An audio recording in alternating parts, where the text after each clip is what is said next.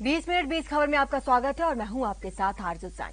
हम अगले 20 मिनट में आपको देश दुनिया की 20 ऐसी खबरें बताने वाले हैं जो इस वक्त न केवल सुर्खियों में हैं बल्कि दिलचस्प और अहम भी हैं।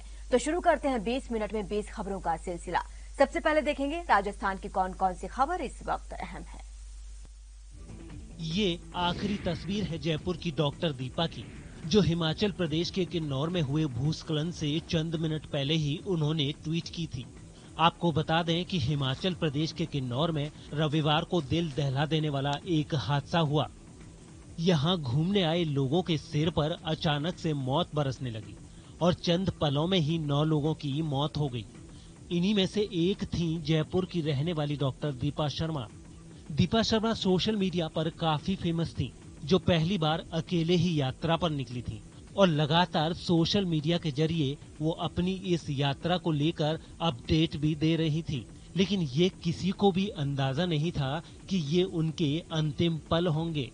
किन्नौर पहुंचने पर वो बेहद खुश थी। हादसे से चंद मिनट पहले जो तस्वीर उन्होंने ट्वीट की थी, उसमें लिखा था, भारत के उस आखिरी पॉइंट पर खड़ी हूँ जिसके आगे जाने की नागरिकों को अनुमति नहीं है। इस जगह से करीब 80 किलोमीटर दूर तिब्बत का बॉर्डर है, जिस पर चीन ने अवैध कब्जा कर रखा है। हर कोई दीपा शर्मा की इस तस्वीर को पसंद कर रहा था। उनके चेहरे पर इस टूर की खुशी भी साफ झलक रही थी, लेकिन किसी को ये मालूम नहीं था कि ये उनकी आखिरी तस्वीर बन जाएगी। 34 साल की दीपा शर्मा के इस तरह हुए निधन से सोशल मीडिया पर उनके चाहने वाले स्तब्ध हैं, तो परिवार में मातम का माहौल है। भरतपुर की कोतवाली पुलिस ने नकली इंजन ऑयल बनाने वाली एक कंपनी पर छापा मारकर भारी मात्रा में ब्रांडेड कंपनी के ऑयल के लेवल और 1 लीटर के डिब्बे बरामद किए हैं। इस फर्जी कंपनी से पुलिस ने नकली ऑयल के भरे हुए 2 ड्रम भी जब्त किए हैं। साथ ही यहां से इस काले कारोबार में शामिल 2 आरोपियों को भी गिरफ्तार किया है। गिरफ्तार लोगों में नमक कटारा का महेश अग्रवाल और यूपी के छट्टा इलाके का मुस्तगीश शामिल है। बताया जा रहा है कि केले की फैक्ट्री के अंदर नकली इंजन ऑयल बनाने का काला कारोबार चलाया जा रहा था और यहां से भारी मात्रा में नकली ऑयल की सप्लाई होती थी। यहां से नकली इंजन ऑयल हरियाणा और उत्तर प्रदेश भेजा जाता था। वहाँ मौके की तलाशी के दौरान ल्यूब ऑयल के बहुत सारे फर्जी रैपर्स, कैस्टर ऑयल के स्टिकर्स, सील लगाने की मशीनें आदि पड़ी हुई थी और बहुत सारे खाली डिब्बे भी वहाँ पर मौके पर पाए गए थे।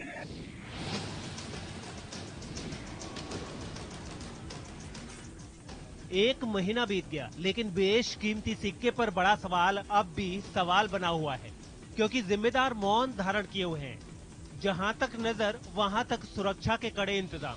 मजाल नहीं कि कोई परिंदा भी पर मार ले, कोई शातिर सेंध लगा ले, लेकिन जब जिम्मेदार ही लापरवाह हो जाएं, तो नामुमकिन भी मुमकिन हो जाता है।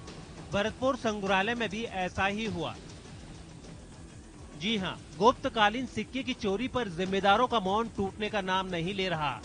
12 दिन के बाद भी ना तो भरतपुर संग्रहालय के अधीक्षक कैमरे के सामने आ रहे हैं और न दूसरे जिम्मेदार जुबान खोल रहे हैं। सब ने गहरी चुप्पी साध रखी है, वो भी तब जब सिक्के के चोरी के बाद स्टोर कीपर को सस्पेंड कर दिया गया। मुख्य द्वार है, मुख्य द्वार से होकर के कोई भी व्यक्ति गुजरता है तो उससे चेकिंग की जाती है और जहां वो सिक्का रखा गया था, जिस लॉकर में वो सिक्का रखा गया था, उस लॉकर की 2 चाबियां थीं। एक जो कीपर थे, स्टोर कीपर, उनके पास थी और एक संग्रहालय अधीक्षक के पास थी। पब्लिक सिक्के की सच्चाई उजागर करने के लिए कराई जाने वाली जांच का स्टेटस जानना चाहती है, लेकिन जिम्मेदारों को जवाब देते नहीं बन रहा। ऐसे में ऐतिहासिक सिक्के की चोरी की जांच की विश्वसनीयता और मंशा पर सवाल उठ रहे हैं। 27 सालों के दिनेश देवासी पिछले 10 सालों से यूं ही लोहे की जंजीरों से बने हैं। चंद मीटर के इसी दायरे में दिनेश की जिंदगी सिमट कर रह गई है। बताया जा रहा है कि जालोर के दांतवाड़ा पंचायत के रहने वाले दिनेश की मानसिक हालत ठीक नहीं है। इसी वजह से इनके परिवार वालों ने दिनेश को खेजड़ी के पेट से बांध रखा है। दरअसल दिनेश के परिवार की आर्थिक हालत ऐसी नहीं है कि वो इसका इलाज किसी बड़े अस्पताल में करा सकें। दिनेश के माता पिता किसी तरह से मजदूरी करके दिनेश का पेट तो भर देते हैं, लेकिन इतना नहीं कमा पाते कि वो दिनेश का इलाज करा सकें। दिनेश के माता पिता की उम्र बढ़ती जा रही है और ऐसे में उन्हें ये चिंता सता रही है, अगर कहीं किसी ने मदद नहीं की तो उनके बाद दिनेश का क्या होगा।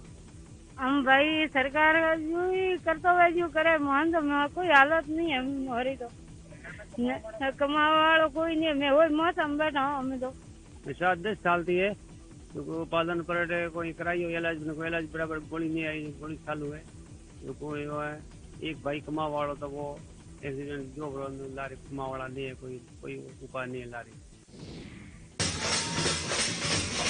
जब मेघ रूठ जाएं, जब बादल बरसने में कंजूसी करे, तब जोधपुर की महिलाएं यूं ही मनाने निकलती हैं घरों से इंद्रदेव को। सिर पर घड़ा रखकर और उन घड़ों में पानी के साथ हरी हरी पत्तियां रखकर नाचती गाती इन महिलाओं की इंद्र देवता से बस एक ही विनती रहती है, बरसो रे मेघा बरसो रे।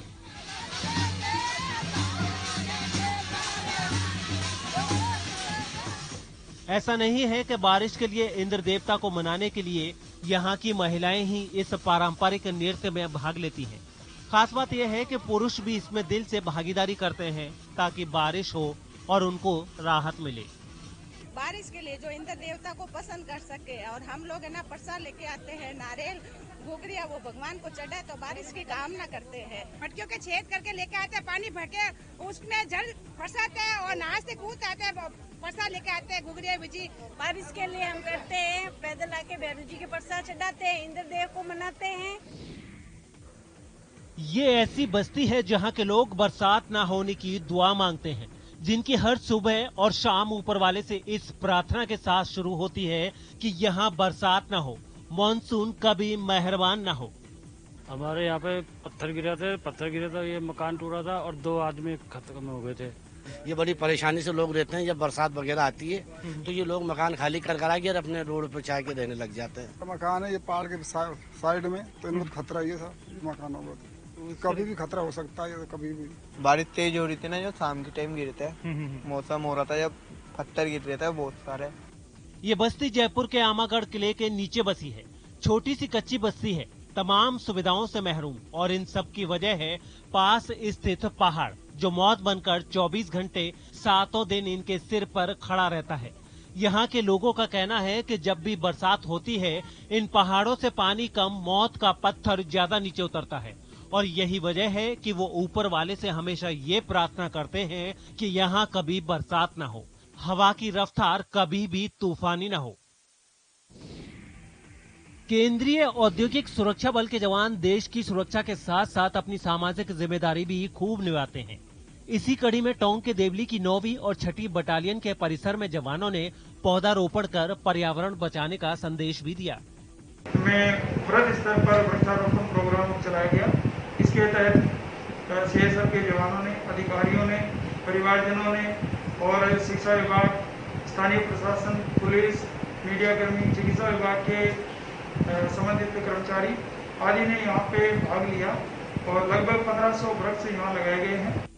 इस मेगा ट्री प्लांटेशन अभियान में सीआईएसएफ परिसर में गुलमोहर, नींबू, इमली, अशोक, नीम, जामुन, शीशम, बांस, बोगनविलिया और बेल के साथ साथ कई तरह के छायादार और औषधीय पौधे लगाए गए। खास बात यह है कि इन पौधों को लगाने वाले जवानों ने सभी 1580 पौधों को बचाए रखने का संकल्प भी लिया। बाइक पुरानी है, लेकिन मॉडिफाइड होने के बाद अब इसके फीचर्स नए और अलग हैं। कल तक पेट्रोल से दौड़ती थी, अब बैटरी से चलती है। फुल चार्ज होने के बाद 110 किलोमीटर तक नॉन स्टॉप चलती है। खुश हूँ इससे कि भी अच्छा है, 50 से 60 की स्पीड पकड़ लेती है और 100 से 110 किलोमीटर ये एक बार चार्ज में चल जाती है। और एक बार चार्ज करने में करीब 20 से 25 रुपए का खर्चा आता है, तो पेट्रोल से तो काफी किफायती है। इस बाइक को मॉडिफाइड किया है बीकानेर के गोपी किशन ने, जिन्हें रोजाना 35 किलोमीटर दूर थर्मल पावर प्लांट में काम करने के लिए जाना पड़ता है और पेट्रोल की बढ़ती कीमत से इनके जेब पर असर पड़ने लगा था। लिहाजा विकल्प तलाशा और खुद ही पुरानी बाइक को इलेक्ट्रिक बाइक में तब्दील कर दिया। प्लांट में काम करता हूँ एनएलसी इंडिया लिमिटेड के, तो वहाँ से मुझे रोज बीकानेर से अप डाउन करना पड़ता है, तो मेरा रोज का 70-80 किलोमीटर रन हो जाता है, जिसके कारण पेट्रोल के बढ़ते हुए दामों को देखते हुए बहुत ऐसे परेशानी हो रही थी, बजट बिगड़ रहा था। तो मैंने कहा ठीक है, अपने इलेक्ट्रिक स्कूटी कोई देखते हैं दूसरी, तो इलेक्ट्रिक स्कूटरी की न तो रेंज थी और न ही उसकी इतने स्पीड थी ताकि वहाँ पर ईजी से पहुँचा जा सके। तो मैंने अपना बनाने के लिए ट्राई किया और फिर बन गई अपनी बाइक।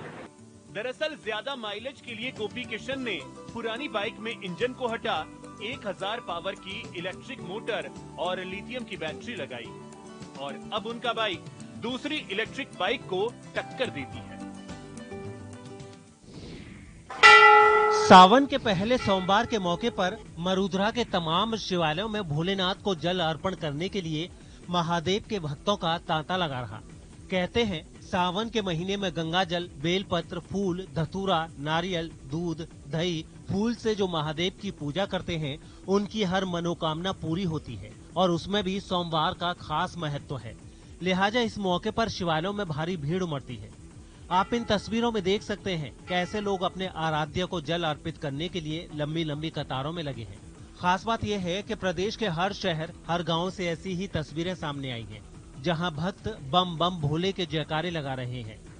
बहुत अच्छा लग रहा है। मंदिर में भीड़ भी, सब मास्क भी लगा रखा है, कुछ लोगों ने नी भी लगा रखा। ठीक लग रहा है, ऐसा नहीं है। और सबसे कहो कि मास्क लगाओ तो बढ़िया रहेगा।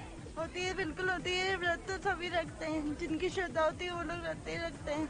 जल चढ़ाने के लिए बड़ी मात्रा में यहाँ पर आ रहे हैं, तो मेरी सभी से रिक्वेस्ट है कि कोरोना गाइडलाइन का पालन करें तथा अपनी आस्था को बनाए रखें। बहुत अच्छा लग रहा है, बहुत अच्छा लग रहा है। शंकर भगवान का बहुत बड़ा मंदिर है और सब लोग, बहुत लोग यहाँ पे आते हैं और के दर्शन करने के लिए बहुत अच्छा लग रहा है। शिवालयों में आस्था के सैलाब के साथ साथ कोविड प्रोटोकॉल की भी धज्जियां उड़ती नजर आई। मंदिर आने वाले ज्यादातर लोगों ने ना तो मास्क लगा रखे थे और ना ही सोशल डिस्टेंसिंग का पालन किया जा रहा था। चारों तरफ बस लापरवाह लोगों की भीड़ नजर आ रही थी, जो कोरोना का डर भूलकर बाबा की भक्ति में लगे थे। इस बार रविवार से ही सावन महीने की शुरुआत हुई है, जो 22 अगस्त तक रहेगा। और अब देख लेते हैं कुछ अन्य राज्यों की खबरें। अनलॉक हुई दिल्ली की ये वो तस्वीरें हैं जिसे देखकर डर लगता है। जिस शहर में कोरोना काल में मौत ने कहर बरपाया हो, वहां से जब लापरवाही की ऐसी तस्वीरें सामने आए तो डरना लाजमी है। दरअसल कोरोना की दूसरी लहर के कमजोर होते ही दिल्ली सरकार ने दिल्ली मेट्रो को पूरी कैपेसिटी के साथ चलाने का ऐलान कर दिया है और उसी के बाद दिल्ली मेट्रो के दरवाजे पर सफर करने वालों की भीड़ जमा हो गई है। 1 साल बाद ये पहला मौका है जब मेट्रो फुल कैपेसिटी के साथ दौड़ रही है। हालांकि इस दौरान ना तो मेट्रो स्टेशनों पर और ना उसके अंदर बाहर सोशल डिस्टेंसिंग और दूसरे कोविड प्रोटोकॉल्स का पालन हो रहा है। और हम आधे 1 घंटे से पिछले वेट कर रहे हैं मेट्रो का कोई आता पता नहीं है और अभी भी कोई कंफर्मेशन नहीं है कि कब तक आएगी कब तक नहीं आएगी। सोशल डिस्टेंसिंग तो मेंटेन ना पहले हो रही थी, ना हो रही है, ना बस में, ना मेट्रो में, ना कहीं मार्केट में। जैसे लास्ट टाइम केसेस बढ़ गए थे इसी रीजन से, अब भी बढ़ेंगे 100%। 6:45 से हम यहाँ वेट कर रहे हैं, लेकिन कोई गेट ना अंदर से कोई सफिशिएंट आंसर मिल रहा, ना कोई जवाब दे पा रहा है। बड़ी परेशानी हो रही है। अब जब केजरीवाल ने कहा कि 100% जा सकते हैं, भाई बस में जाओ तो बस में भी वही हाल है। बड़ी परेशानी हो रही है। अभी तक सब लाइन में खड़े हैं यहाँ पे।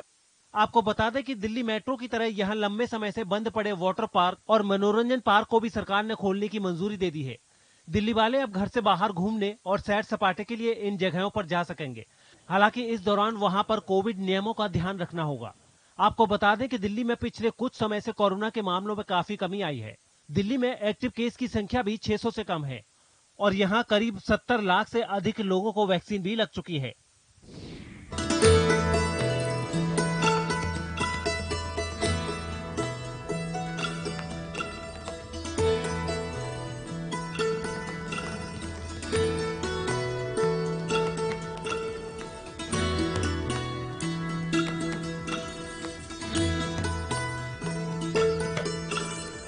गुजरात के डांग में फिर पर्यटकों की भारी भीड़ उमड़ने लगी है। यहाँ के गिरिमाल झरना, जिसे गिरा वाटरफॉल्स भी कहा जाता है, उसे देखने के लिए हजारों लोगों की भीड़ उमड़ रही है।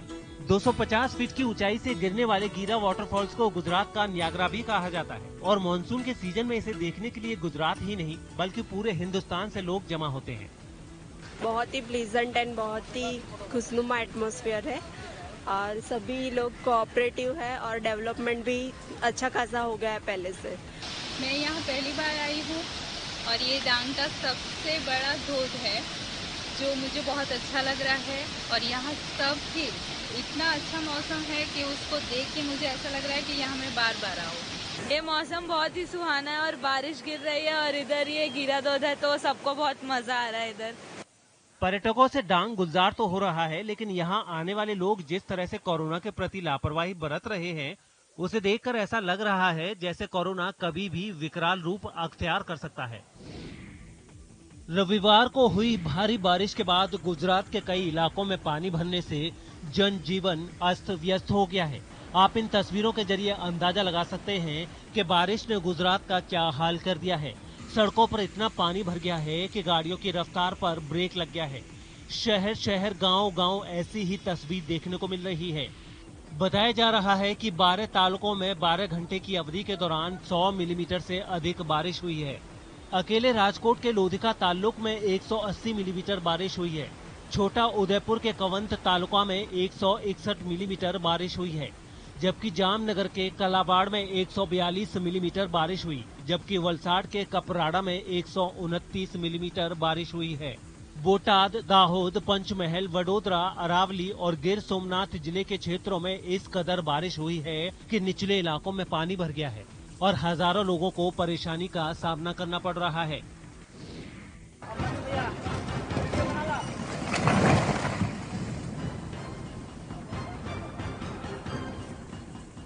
यूपी के लखीमपुर खीरी में पहाड़ों पर हुई बरसात की वजह से बाढ़ का खतरा मंडरा रहा है। लखीमपुर के निगासन से आई ग्राउंड जीरो की इन तस्वीरों को देखकर आप यहां की स्थिति का अंदाजा खुद लगा सकते हैं। बताया जा रहा है कि बनवासा बैराज से लगातार पानी छोड़े जाने से लखीमपुर खीरी में शारदा नदी खतरे के निशान से ऊपर पहुंच गई है। न सिर्फ शारदा बल्कि घाघरा और मुहाना नदियों में पानी बढ़ने से निचले इलाकों में कटान होने लगा है। खास बात यह है कि एक महीने के अंदर 40 से ज्यादा मकान शारदा में समा भी चुके हैं।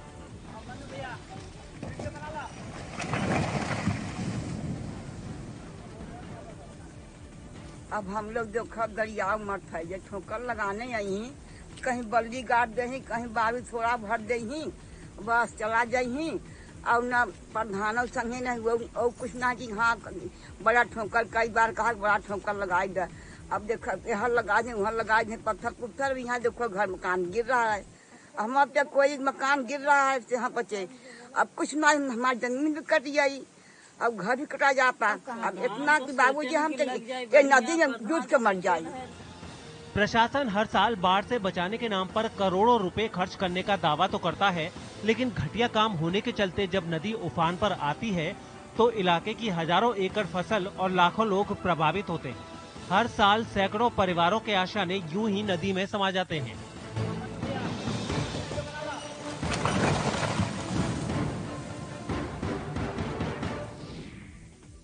उत्तर प्रदेश के कौशाम्बी से चौंकाने वाला एक वीडियो सामने आया है, जहां पुरानी रंजिश में दो गुटों के बीच मारपीट हो गई। बताया गया है कि पंचायत चुनाव के बाद से ही दोनों पक्षों में विवाद चला था और ये विवाद एक दिन खूनी झड़प में बदल गया। वहां से जो वीडियो सामने आया उसमें दोनों ओर के लोग एक दूसरे पर डंडों से हमला करते दिखाई दिए। इस दौरान गाली गलौज भी खूब हुई।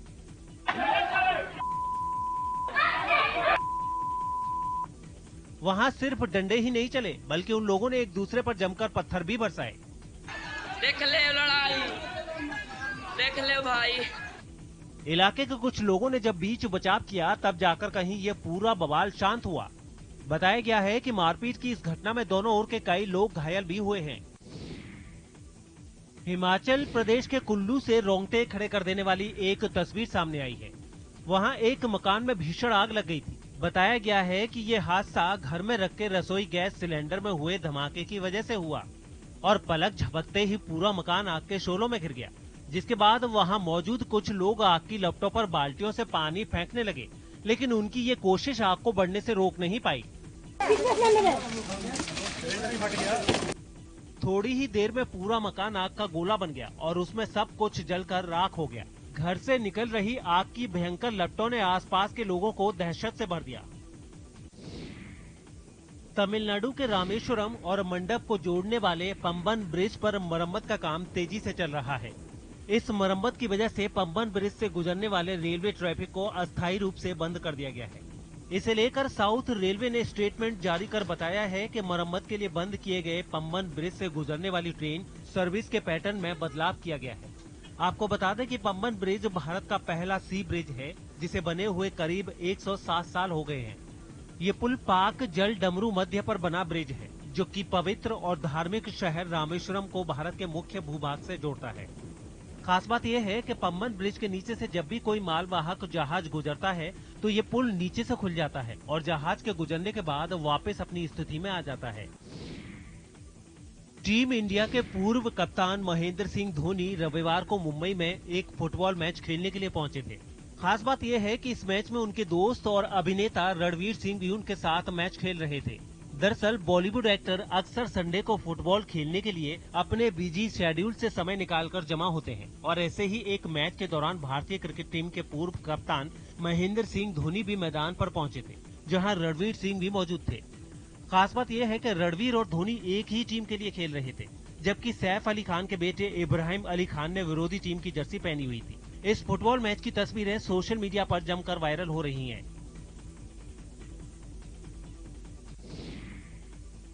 और अब देख लेते हैं अंतर्राष्ट्रीय जगत की कुछ अहम खबरें। फ्रांस की राजधानी पेरिस में सख्त कोरोना नियमों के खिलाफ कुछ लोगों ने सड़क पर उतरकर हंगामा किया। वहां की सरकार ने कुछ दिन पहले मॉल, रेस्टोरेंट में जाने और पब्लिक ट्रांसपोर्ट में सफर करने वालों के लिए कोविड पास जरूरी किया था, जिसकी मियाद अब बढ़ा दी। इसके अलावा अलग अलग सेक्टरों में काम करने वाले कर्मचारियों के लिए वैक्सीन लगवाना भी जरूरी कर दिया, जिसके विरोध में लोगों ने सड़क पर उतरकर बवाल करना शुरू कर दिया। हंगामे को बढ़ता देख वहां तैनात पुलिस भी तुरंत एक्शन में आ गई। हालात इस कदर बिगड़ गए कि भीड़ को काबू करने के लिए पुलिस को आंसू गैस के गोले दागने पड़े। पुलिस की इस कार्रवाई का प्रदर्शनकारियों पर बहुत ज्यादा असर होता नहीं दिखा। पुलिस वाले उन्हें भगाते और वो फिर अपनी जगह पर जमा होकर उत्पात मचाने लगते, लेकिन पुलिस के जवान भी उनके आगे झुके नहीं।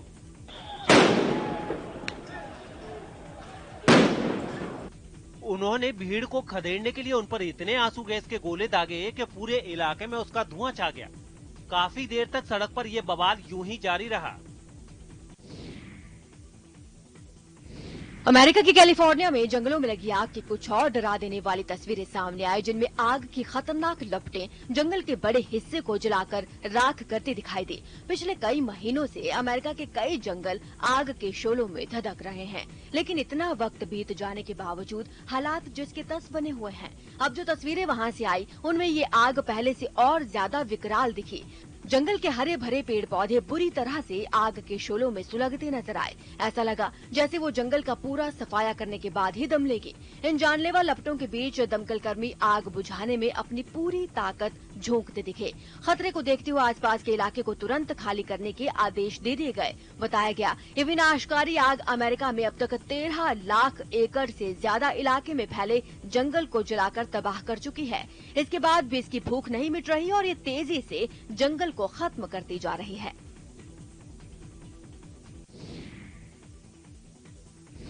तेजी से गर्म होती इस पृथ्वी में क्लाइमेट चेंज की तरफ दुनिया का ध्यान खींचने के लिए लंदन में एक अनोखा तरीका अपनाया गया। वहां 60 टन बर्फ से एक विशाल कार बनाई गई और 24 घंटे के लिए उसे गर्मी के इस मौसम में एक पार्क में रख दिया गया। इसके जरिए लोगों को ये एहसास कराने की कोशिश की गई कि जितनी तेजी से कार की बर्फ पिघली, उसी तरह आर्कटिक के ग्लेशियर भी अपना वजूद खो रहे हैं। आपको बता दें कि लोगों तक ये संदेश पहुंचाने के लिए अमेरिकी कंपनी जेनपैक्ट ने ब्रिटेन की एनविजन वर्जिन रेसलिंग फार्मूला ई टीम के साथ मिलकर मेल्टिंग पॉइंट चैलेंज नाम का ये कार्यक्रम रखा। इस प्रोजेक्ट के लिए लंदन के मशहूर टावर ब्रिज के पास टीम की नीली रेसिंग कार खड़ी नजर आई, लेकिन लोगों का ध्यान असली कार पर नहीं बल्कि बगल में रखी उसकी हूबहू कॉपी बर्फ की कार पर था। जिंदगी में पहली बार बर्फ की कार ने लोगों को ऐसी हैरत में डाला मानो उन्होंने 8वां अजूबा देख लिया हो, और बच्चे तो उसके पास ही जम गए। लोग तस्वीरें खींचते रहे, लेकिन मौसम की मार ने 3 टन वजन वाली विशाल बर्फीली कार को लीलना शुरू कर दिया। कार के पसीने ऐसे छूटे कि उसकी बर्फ पानी बनकर टपकने लगी और शाम होते होते तो बर्फ के टुकड़े टूटकर अलग होने लगे। बर्फ से बनी कार को आखिरकार पिघलना ही था, लेकिन फिर भी महज एक दिन के लिए काम के लिए कई दिन तक मेहनत की गई। एक आइस चैम्बर में इंजीनियर बर्फ की बड़ी सी सिल्ली और आज की